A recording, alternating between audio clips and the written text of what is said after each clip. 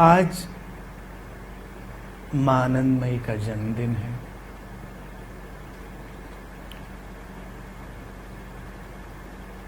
अनंत पथ पर हमने सारे सद्गुरुओं की यात्रा को शामिल किया हुआ है। इसलिए ही मैं उसे कहता हूं अनंत पथ, द पाथ ऑफ बुद्धास। इसका गौतम बुद्ध से कोई लेना देना नहीं है। वो भी एक बुद्ध थे, उनके पहले अनेकों बुद्ध थे, उनके बाद अनेकों बुद्ध हुए, और तुम सब भी बुद्ध होने की संभावना के साथ ही बैठे हो। मेरी दृष्टि में तुम बुद्ध ही हो। अब तुम मानते नहीं इस बात को,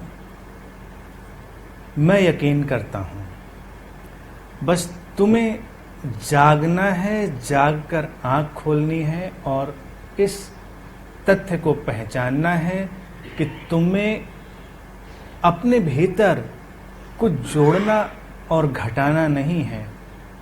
तुम जैसे हो वैसे परिपूर्ण हो। बस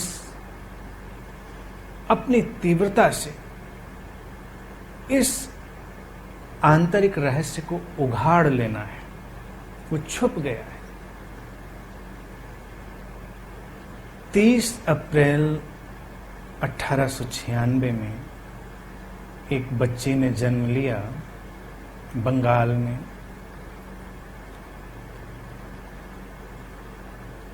और संसार ने उन्हें धीरे धीरे आनंदमयी मां का नाम दिया। आनंदमयी मां इसलिए नाम दिया क्योंकि वो आनंद में डूबी रहती थी। उन्होंने भी बस इतना ही किया कि अपने उस आंतरिक सत्य को प्रकट हो जाने दिया, उसमें बाधा नहीं डाली, उस असीम अपरिसीम आंतरिक प्रकाश को अपने माध्यम से प्रकट होने दिया। बाधा हम स्वयं डालते, कोई और नहीं डालता। हम खोजते हैं और हमारी खोज बाधा बन जाती है, क्योंकि खोज में हम एक लक्ष्य निर्मित करते हैं। लक्ष्य हमें भविष्य में ले जाता है, हम वर्तमान से चूक जाते हैं। जो क्षण हमारे सामने है हम उसे नहीं देख पाते। जब भी कोई लक्ष्य बनता है, चाहे वो तुम्हारा सांसारिक लक्ष्य हो या साधना का, समाधि का लक्ष्य हो या बुद्धत्व का लक्ष्य हो, लक्ष्य तुम्हें तुम्हारी वर्तमान अवस्था से कहीं आगे ले जाता है, सपनों की दुनिया में। और तब तुम प्रतीक्षा करते हो कि शायद बस होने वाला है, होगा।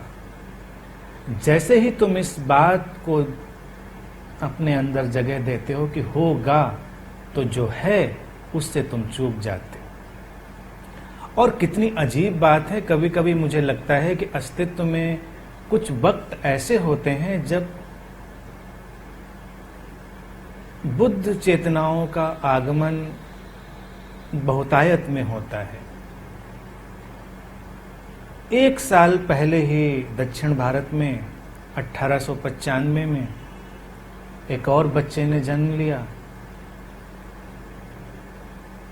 बाद में संसार ने उन्हें जे कृष्णमूर्ति की तरह देखा, और जीवन पर्यंत जे कृष्णमूर्ति का जो जोर रहा वो इसी बात पर कि जो है उसको देखो, उसको जानो। नो दैट विच इज, जो होगा, जो होना चाहिए, उसको नहीं। और 1 साल बाद ही एक जो बच्ची जन्म लेती है, वो उस होने में जिस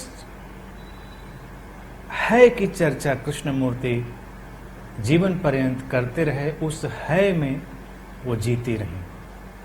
मैं समझता हूं संसार में जितनी भी दुर्लभ महिलाएं हुई, उनमें से एक आनंदमयी मां हुई।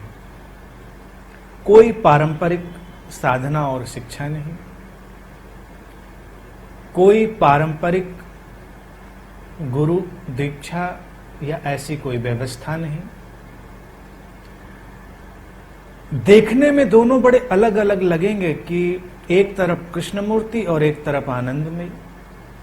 तुम्हें शायद कोई रिश्ता जानना पड़े, लेकिन रिश्ते तो होते हैं। अस्तित्व में तो वो धागे भी जोड़ते हैं जो तुम्हें दिखाई नहीं देते। अस्तित्व में तो वो यात्राएं भी साथ साथ चलती हैं जिनके बारे में तुम कल्पना भी नहीं कर सकते। तुम काले और सफेद को देखने के अभ्यस्त हो, ब्लैक एंड व्हाइट। इसीलिए संप्रदाय बनते हैं, कल्ट बनते हैं। और मैं हमेशा कहता रहा हूं कि ये वक्त कल्टलेस स्पिरिचुअलिटी का है। उसका इतना ही अर्थ है कि सब अंतर संबंधित है, इंटरकनेक्टेड है।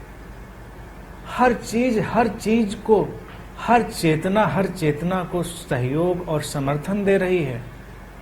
तुम इसे नहीं देखते, तो तुम्हें लगता है कि ये वाली बात सही है, ये इससे मेल खाती है, ये वाली बात सही नहीं, ये इससे मेल नहीं खाती। कृष्णमूर्ति जी जिस गैर पारंपरिक दर्शन का उद्घोष कर रहे थे, आनंदमयी उस दर्शन को जी रही थी। पारंपरिक लोगों ने हालांकि उन्हें अपने में सम्मिलित कर लिया। पारंपरिक लोगों ने उन्हें बहुत सम्मान दिया, क्योंकि उनका ना परंपरा से विरोध था, ना गैर परंपरा से विरोध था। सहज समाधि की अवस्थाएं, जिसको कबीर कहते हैं ना, सहज समाधि, कोई प्रयास नहीं, और उच्च चेतना की अवस्थाओं में प्रवेश कर जाना। बचपन से ही आनंदमयी उन सहज समाधि की स्थितियों में प्रवेश करने लगी। उसने उनके चेतना जगत के अनजाने द्वारों को खोल दिया, और जो स्टैंड रहस्य संसार में प्रवाहित है, वो उनके माध्यम से प्रकट होने लगा। किसी भी स्त्री या पुरुष के भीतर जो सौंदर्य प्रकट होता है, वो इसी स्त्रैण रहस्य के माध्यम से प्रकट होता है। स्त्रैण रहस्य अर्थात जो डीपेस्ट मिस्ट्री है, गहनतम रहस्य है। अब गहनतम रहस्य को आक्रामक ढंग से जाना नहीं जा सकता, तुम उस पर आक्रमण कर नहीं सकते। वो ऐसा नहीं है कि उसे तुम उपलब्ध करने की चेष्टा करोगे, वो अभियान नहीं है। उसके लिए तुम्हें खुलना होता है, समर्पित होना होता है। जैसे किसी व्यक्ति से तुम्हें किसी रहस्य का ज्ञान अनुभव करना हो, तो तुम्हारे पास दो रास्ते हैं। खोजबीन करो, जांच पड़ताल करो, तहकीकात करो, तो तुम कुछ राज जानोगे, सीक्रेट्स जानोगे। जैसे किसी ने कोई राज छुपा रखा है, तुम उसको पकड़कर ले जा सकते हो, उसको टार्चर कर सकते हो, बता देगा तुमको। तुमने कहाँ छुपा रखा है, तुमने अब तक के बात क्यों नहीं बताई, बहुत परेशान करोगे, बता देगा, क्योंकि वो सीक्रेट है। रहस्य तो बताया जा नहीं सकता, वो तो उद्घाटित होता है, प्रकट होता है, और ये गहनतम प्रेम के क्षणों में ही प्रकट होता है। तुम किसी व्यक्ति के प्रति गहनतम प्रेम से भर जाओ, और व्यक्ति अपने सारे रहस्य तुम पर खोल देता है। ऐसा नहीं करता कि ये रहे रहस्य, लेकिन बस उसके अंदर से ऊर्जा की एक धारा प्रवाहित होती है, और तुम उसके रहस्यों से परिचित होने लगते हो। ध्यान का जो सारभूत अर्थ है, वो यही है, गहनतम प्रेम से भर जाना और रहस्यों को जगह देना।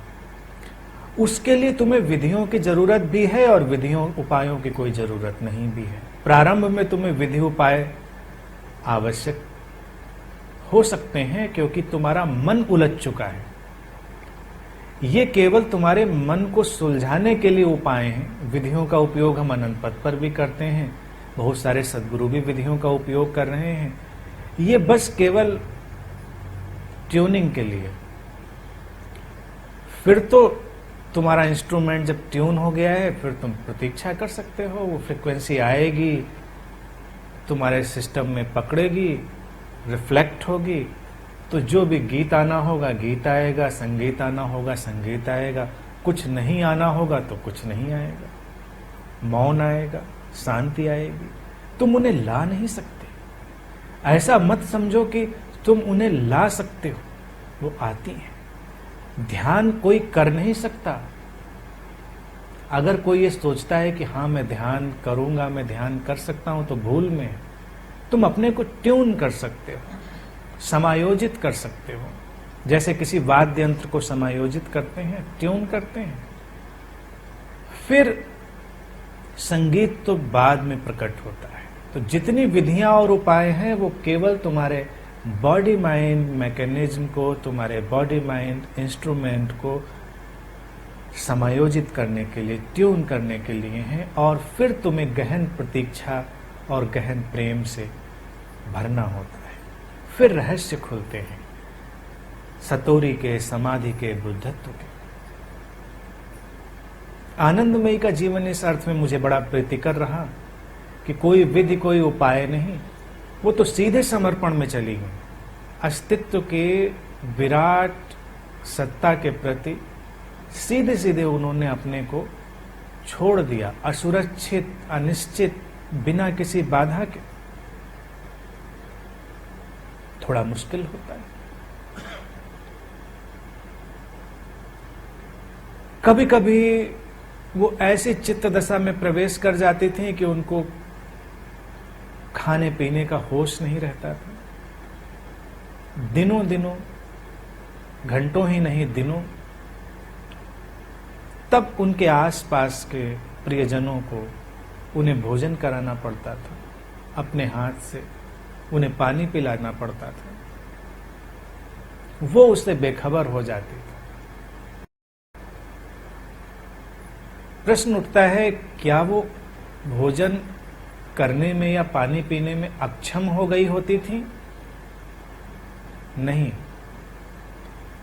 वो इतनी ज्यादा इनडिफरेंट हो चुकी होती थी कि सुरक्षित होने का और जीवित रहने का कोई उपाय भी नहीं करने की आवश्यकता थी।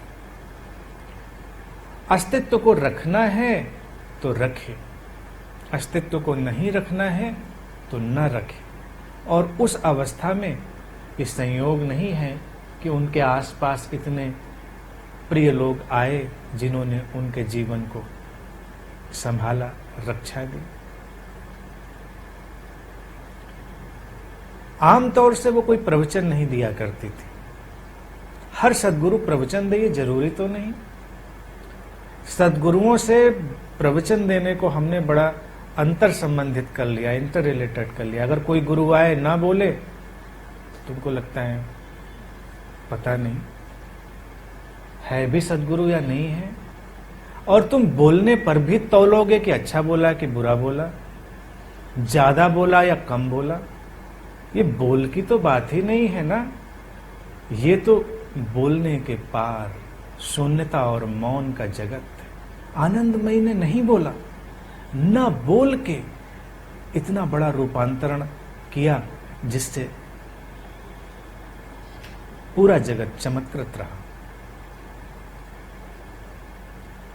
कैसे रूपांतरित किया होगा, आज उसकी कुछ बात। बुद्धत्व जेंडरलेस। जब एनलाइटनमेंट घटता है तो वो बियॉन्ड जेंडर चला जाता है। स्त्री और पुरुष के भेद वहां पर मिट जाते। लेकिन बुद्धत्व जब पुरुष शरीर से घटता है तो प्रारंभ में उसमें पुरुष चेतना के गुण, गुणवत्ता, टेंडेंसीज बने रहते हैं जिनकी जरूरत होती है। और जब स्त्री शरीर में बुद्धत्व घटता है तो स्टैंड चेतना के गुण, उनकी प्रक्रियाएं, उनकी गुणवत्ताएं कायम रहती हैं, जिनकी जरूरत होती है। पुरुष चेतना जब सक्रिय होती है तो वो कुछ नया जन्म देती है। उसकी भूमिका कुछ नए का सूत्रपात करने की है। नया मनुष्य, नई सभ्यता, नया दर्शन, नया धर्म, नई विधियां, नए उपाय, नई धाराएं।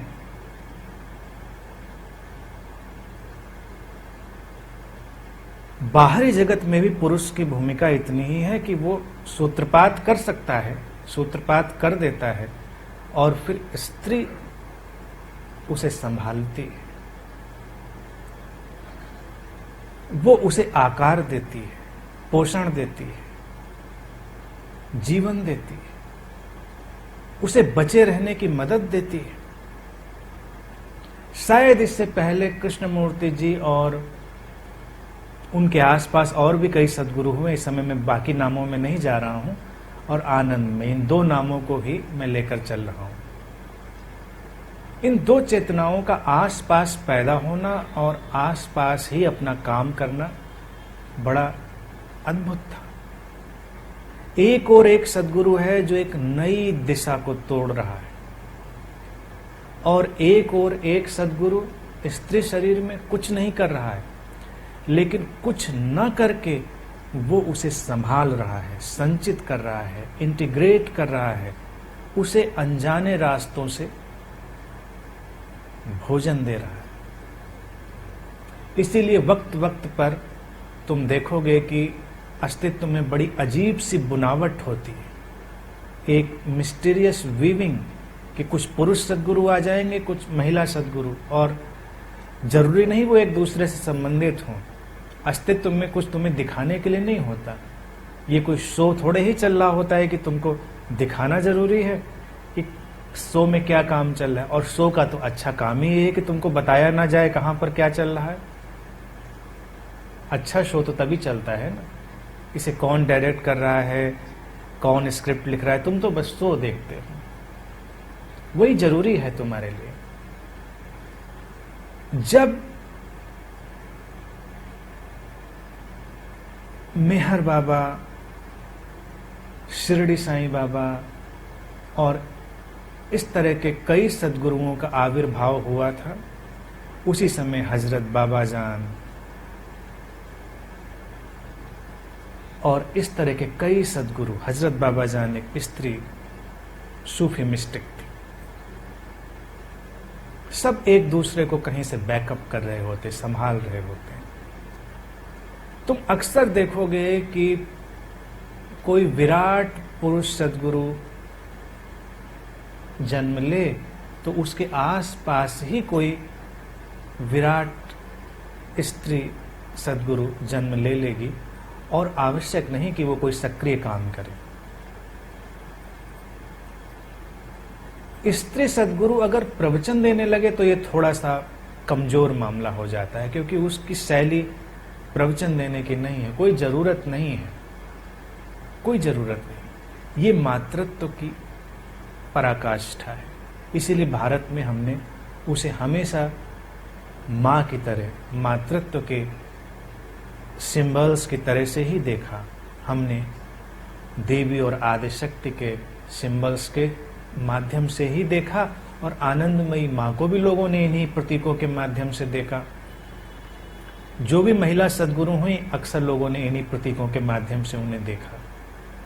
एक माँ का काम बड़ा ही रहस्यमय है, बड़ा ही इंक्लूसिव वर्क।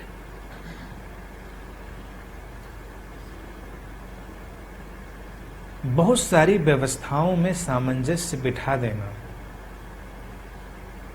पुरुष सद्गुरु अक्सर कुछ तोड़फोड़ करते हैं, जरूरी होती। जैसे एक पहाड़ खड़ा हो गया है सामने रास्ते में, अब रास्ता जाने का नहीं है, कोई रास्ता निर्मित करना है तो पहाड़ तोड़ना पड़ेगा। तो अक्सर कोई नया मार्ग जब बनता है तो टूट फूट करनी पड़ती है, लेकिन उस टूट फूट के बाद बड़े सार संभाल की जरूरत होती है कि अब लोग इस रास्ते पर कैसे प्रेम पूर्वक जाएंगे, कैसे ये रास्ता संभला रहेगा, कभी दृश्य रूप में, कभी अदृश्य रूप में। अक्सर स्त्री ऊर्जाएं अदृश्य रूप में उन रास्तों को संभालती रही जिन रास्तों पर तुम चलते रहे हो। और हम अपने सामान्य जीवन में भी अक्सर इन बातों की चर्चा करते हैं कि तुम्हारी मां तुम्हारे साथ हमेशा बनी हुई है। पिताओं के बारे में लोग पता नहीं इतना यकीन क्यों नहीं करते।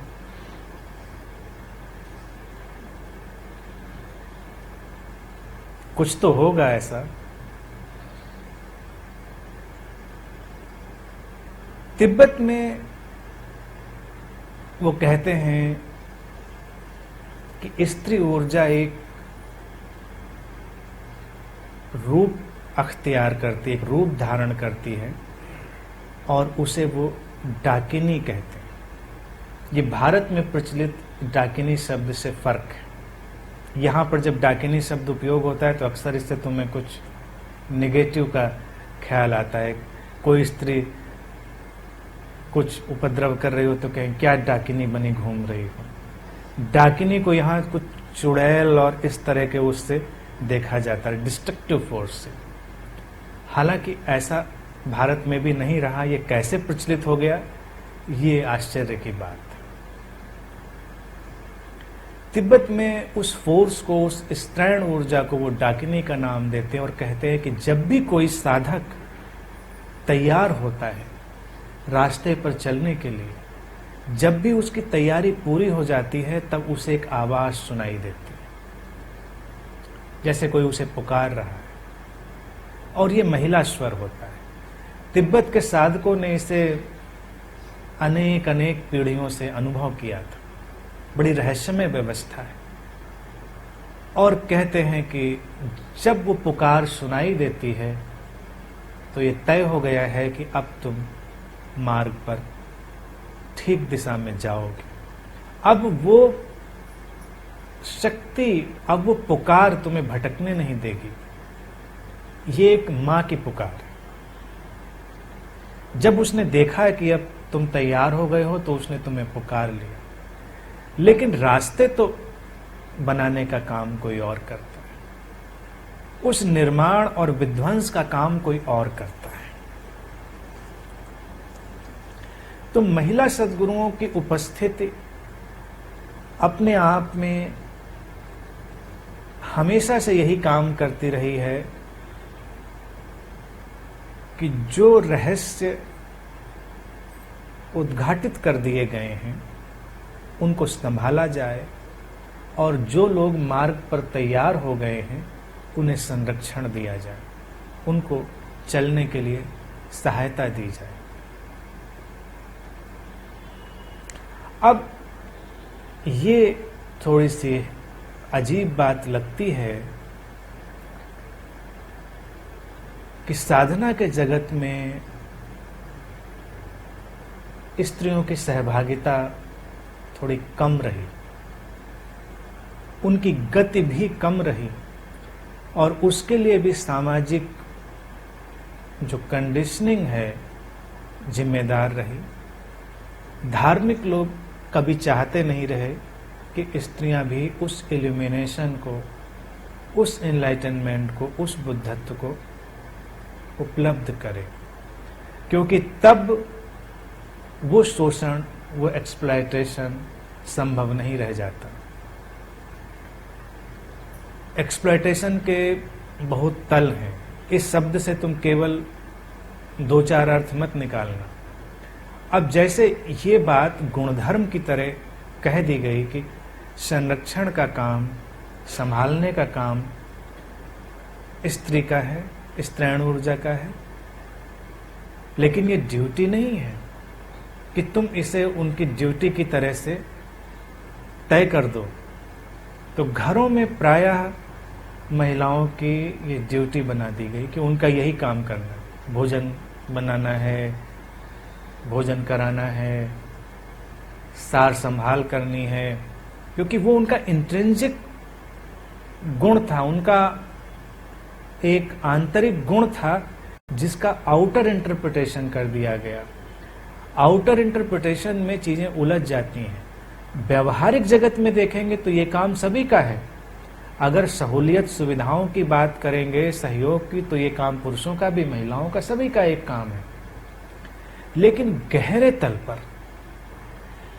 तल पर स्त्री के प्रेम की ऊर्जाओं को मुक्ति देनी होती है। गहरे तल पर उसके अंदर जो रुके हुए स्रोत हैं उन्हें मुक्त करना होता है, तब वो गहरे तल का संरक्षण और गहरे तल का पोषण घटता है। लेकिन इससे लोग भयभीत रहे। भयभीत इसलिए रहे क्योंकि मातृत्व अगर सच में घटे तो मातृत्व फिर बहेगा, वो सबको संभालेगा। मातृत्व ऐसा नहीं होगा कि अपने घर में ही संभालेगा और बाहर के घर में आग लगा देगा, दूसरे के घर में। मातृत्व ममत्व नहीं है। हालांकि भारत में हमने ये शब्द भी बीच में डाल दिया है। हम शब्दों के साथ बड़ा खिलवाड़ करते हैं। तो हम कहते हैं मां की ममता बहुत ही दिव्य होती है। नहीं, ममता कभी दिव्य नहीं है।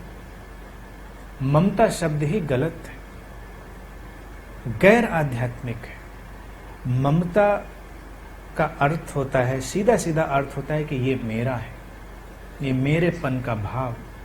जहां मेरेपन का भाव है वहां दूसरे का भाव भी जागना तय है। ये मेरा है, ये तुम्हारा है।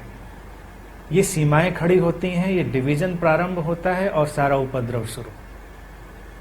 हिंसा की, वायलेंस की सारी शुरुआत ममत्व से, ममता से होती। तो स्त्रीण ऊर्जा का गुणधर्म ममता नहीं है, मातृत्व है। मातृत्व ऑल इंक्लूसिव है, उस सब को समाहित करता है। जो पास में है वो तो उससे लाभान्वित होता ही है। अगर कोई स्त्री सचमुच में मातृत्व को उपलब्ध हो चुकी हो तो अकल्याण की भावना उसके अंदर उठ ही नहीं सकती। उसके अंदर कभी ऐसा भाव हो ही नहीं सकता कि कल्याण बस मेरे घर का हो, बाकियों का क्या हो, मुझे इससे कोई मतलब नहीं। और जरा तकनीकी बुद्धि का उपयोग करेंगे तो बात समझ में आ जाएगी। अगर पड़ोसी का भी कल्याण नहीं होगा तो तुम्हारा भी कैसे होगा, या तुमसे अंतर संबंधित व्यवस्थाओं का कल्याण नहीं होगा तो तुम्हारा कल्याण भी कहां संभव होगा। तुम्हारी धरती भी अगर संरक्षित नहीं होगी, तुम्हारा प्लेनेट बैलेंस्ड नहीं होगा तो तुम कब तक जीवित रहोगे। मातृत्व एक डीप इंसाइट है, इसलिए हम धरती को भी मां कहते हैं। भारत में हमने कह सब कुछ दिया है, लेकिन पीछे आने वाले कुछ लोगों ने उन्हीं शब्दों से तोड़ मरोड़ के सारी चीजों को धूल धूसरित कर। धरती को हम मां किस लिए कहते हैं? क्योंकि वहां इतनी प्रक्रियाएं हैं कि तुम अनुमान ही नहीं लगा सकते। जो टूट रहा है वो बनने की तैयारी है, जो सड़ रहा है वो कुछ आगे ले जा रहा है, सब एक दूसरे से संभले हुए हैं। ये एक बैलेंस है, संतुलन है। तो मातृत्व का अंतिम जो शिखर है वो संतुलन, बैलेंस। प्रेम की अनुभूति भी संतुलन को ही लाती है, जिसको बुद्ध कहते हैं द मिडल पाथ, मध्यम निकाय। वही प्रेम है। मध्य का अर्थ ये नहीं है कि तुम सिकुड़ कर कहीं बीच में बैठ गए हो। मध्य का अर्थ है कि अब संतुलन आ गया है। तुम अतिरेक पर नहीं हो, तुम ममत्व पर नहीं हो, ये मेरा है, ये दूसरे का है। सब तुम्हारा ही है, सब तुम्हारा ही है, पूरा जीवन तुम्हारा है। और इसी ममत्व की भावना पर ये आश्चर्य नहीं था कि हमने अपने शरीर को भी टुकड़ों में बांट दिया। शरीर के प्रति भी हमारा विभाजन हुआ, हमारा मन के प्रति विभाजन हुआ। देखने के लिए ठीक है, उपयोगिता के लिए, लेकिन फिर तुम विभाजन में इतना अटक जाते हो, डिविजन्स में,